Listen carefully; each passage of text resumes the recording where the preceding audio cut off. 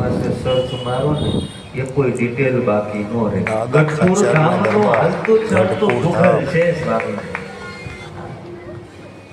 અનેક ઇતિહાસો, અનેક ચરિત્રો સ્વામી જો સંભળાવવા માટે આપણને બેસે ને આપણે સાંભળતા જ રહીએ. સુખદેવજી મહારાજે પરીક્ષિત રાજાને રાસ પંચાધ્યાયની કથા પછી હવે આગળ ન સંભળાવી અને હવે પછી પરીક્ષિત રાજાને વરુણ વિજયની કથા સંભળાવી છે. નંદ બાબા કાયમને માટે એકાદશીનું વ્રત કરતા. નિર્જળા વ્રત કરે, ઉપવાસ કરે અને ભગવાનની વિશેષ પૂજા કરે.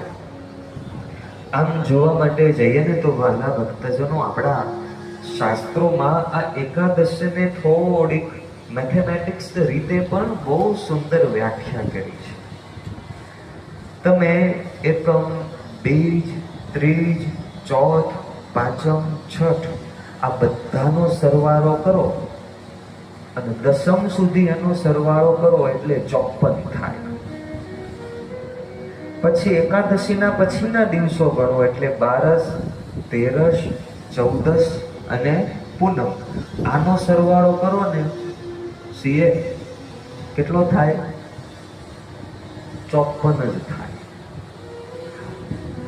બે આ પાછળનો સરવાળો 54 થાય, આગળનો સરવાળો પણ 54 થાય અને વચ્ચે બરાબર એકાદશી આવે.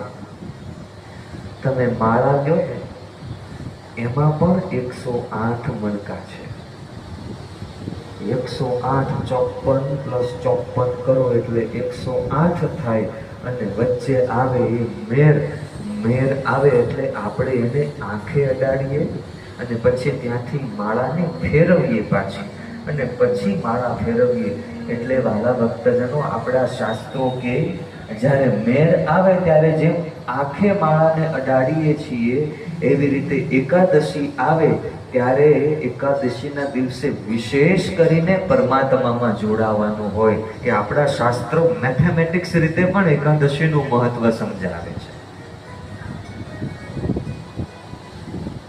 નંદ બાબાએ એકાદશીનું વ્રત કર્યું અને અડધી રાત્રે અચાનક ઊંઘ ઉડી અને ઊંઘમાં એવો ભ્રમ થયો કે સવાર પડી ગયું છે અને બ્રહ્મ મુહૂર્ત થઈ ગયું છે. એટલે બાબા ઉઠી અને તરત જ સ્નાન કરવા માટે જલાશયમાં ગયા.